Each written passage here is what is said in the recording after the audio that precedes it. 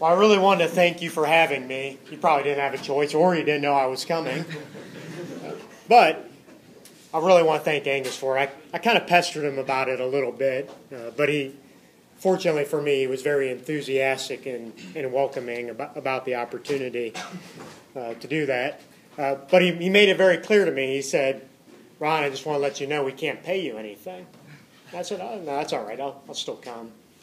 And Angus said, "But you still have to give a good talk." So, Angus, I'll do my best to be good for nothing.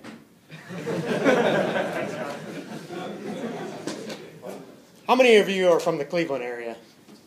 Oh, quite a handful of you. Browns and Indians won today. How about that? All right. Any of you from Medina County? Where at? Medina. Okay. Went to Medina High School? I transferred via. Okay. I went to Buckeye. Did I see another Medina person? I live on the border of Medina. Yes. Okay. Okay. Where'd you go to school? Revere. Revere. Okay. Richfield area? Yep. Yeah. Orville. Orville, home of Bob Nutt. Yep. And Smuckers. You guys didn't know that. It smells like jelly when you drive through there. All right. So, again, Angus, thank you for having me. I really appreciate it. If there's anything that I want you to take from this talk today, I hope it's this exercise, and we're going to have a few exercises today, but it's this one I challenge you to do by the end of the week. And as we get through this, hopefully we can identify people to help hold you accountable to that. I want you to think about one person who really helped challenge and push you in life, and write them a handwritten thank you note and mail it out by the end of the week. I want you to think about that. Having an attitude of gratitude, whether you're there or not, this will help get you moving in that direction. There is nothing more gratifying than helping thank someone that helped you along the way. Because all of you are here probably because a lot of people invested time in you and help push you and get you thinking in a different direction.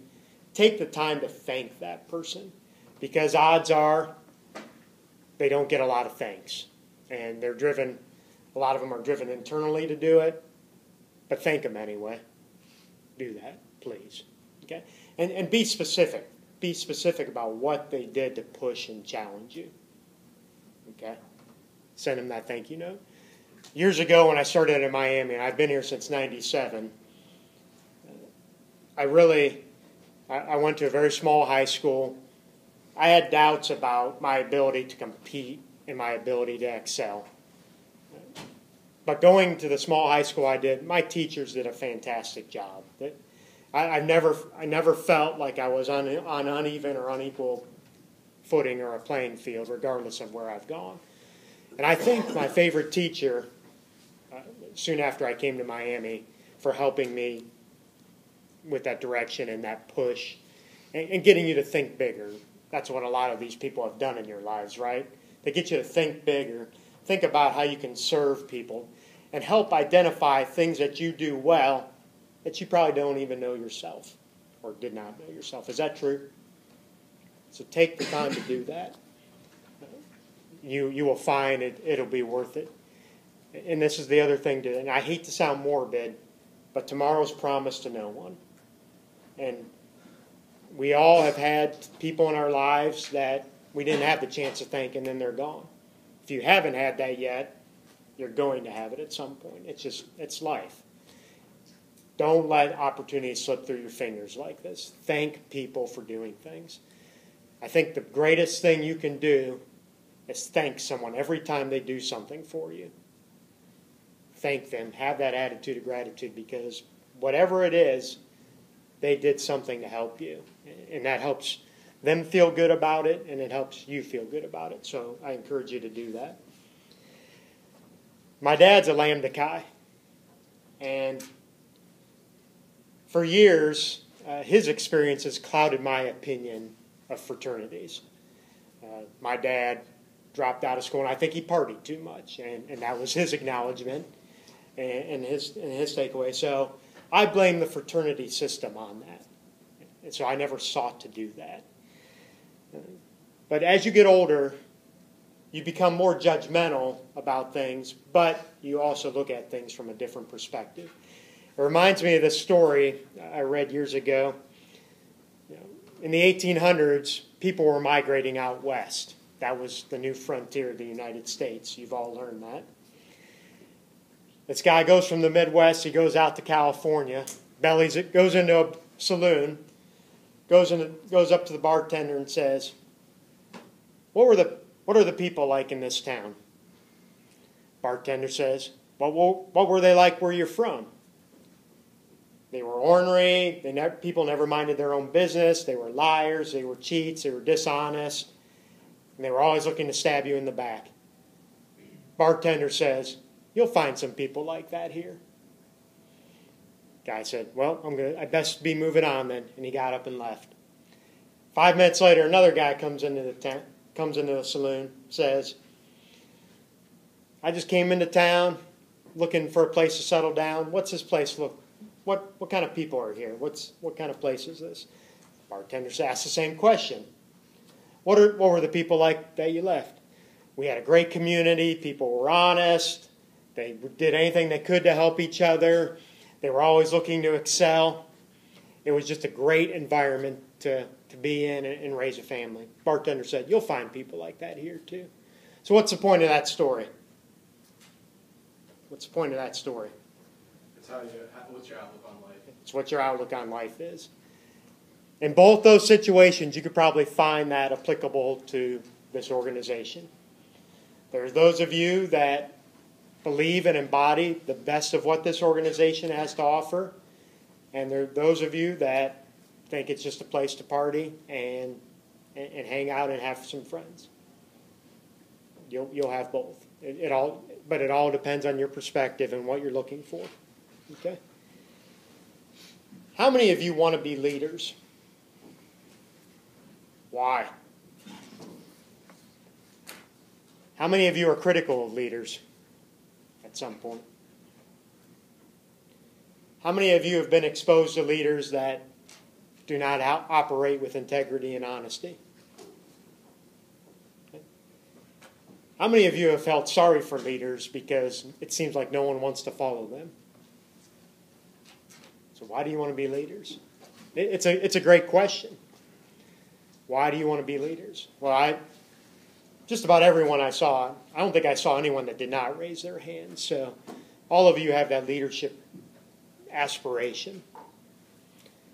To me, what leadership is a combining of your passion, your expertise, and your willingness to serve. And you do that operating within a code of integrity. And if you do those things, you'll be a successful leader. And you'll be a leader that people want to follow. There's only one group of people that don't get criticized. They do nothing, and they don't stand for anything. Those are the only ones that don't get criticized. If you want leadership, you're going to be criticized. Operate from a path of integrity and always trying to do the right thing. You make a choice. It may not always be the right choice, but try to do everything you can to make the choice right. Okay? So I'm pleased that you all want to be leaders, because I think I've been in Miami since '97. To me, that's what the Miami way is about. The Miami way is about leadership. Okay? I would challenge you with this thought first and foremost. To be a great leader, you need to be a great fill in the blank. Anyone have an idea? Follower. Okay. If you can give all you can of yourself in that follower role, you research and study and have a commitment to be a leader with principles and integrity, you will be a great leader. Something that I'm always amazed by is I think there's some people that think, I'm just going to fall out of the tree into a leadership position and I'm going to be great at it. That has no chance of success. You have to do the dirty work. You have to do the grunt work. I know Angus, so I'm going to use Angus as an example a lot. Angus is one of the best followers I've ever seen. And Angus is now one of the best leaders our organization has ever had. Angus came in and looked to serve. Our culture is about serving people with friendliness and providing correct information. That's really what we're trying to do. That's the two essences of what we're trying to do, right? Be friendly and give great information. Okay? Angus embodies that. I knew Angus was going to be an exceptional leader because he did his job well, and then he started to question things. You know Angus. Does he question things? You know why he does it? He wants it's not about him. That's what makes Angus great. It's not about Angus fulfilling personal desires and gratification. He's doing it from a mindset of, we need to do this because we're not hitting the mark of excellence that we're trying to achieve. So, being a great follower, understanding systems, understanding operations, understanding what you're trying to accomplish in that role helps you become a great leader. Okay? There's 70-ish, 74, maybe 75, 76 down the line of you that are part of this organization now. The reality is this, and this is true for just about any organization. There's a top 20% of performers. There's a 60% level of performers, and then there's a bottom 20%. There's always people leaving the upper 20%. There's always people leaving the bottom 20%. And there's always people from the 60% range either going up or either going down. Okay? Leadership is trying to pull people from that 60% area up and trying not to let the 20% at the bottom destroy and drag your organization down. So 20, 60, 20. So you got to think about that, and you've got to think about solutions and opportunities to grow that top number and reduce that bottom number as much as possible. I know you have core values. I think there's 7. Is that what you said? 7 core values. Are they just words to you, or do you think about embodying those? Because that should be a foundation of everything you're trying to do in this organization and in your life in general. You should be able to apply those 7 things, the things you're doing in your everyday life. Okay? Tying that to your purpose of being in this fraternity. All of you know why you're in this fraternity. What's your purpose for being in here? But think about it. Is it for self? It probably was when you first joined here, but as you've been part of this organization, hopefully the purpose is changing to not only just serve you, but to serve the entire organization. And you do that by creating a sound culture, having outcomes and results, and then thinking about leaving a legacy. So culture, outcomes, and legacy. And I've got a few exercises that we're going to focus on culture, outcomes, and legacy. Things to think about to hopefully help the organization be better. Okay. First one, and I talked to Eric about this. I said, Eric, do you care if I talk about this? And he said, and the first one is talent mapping.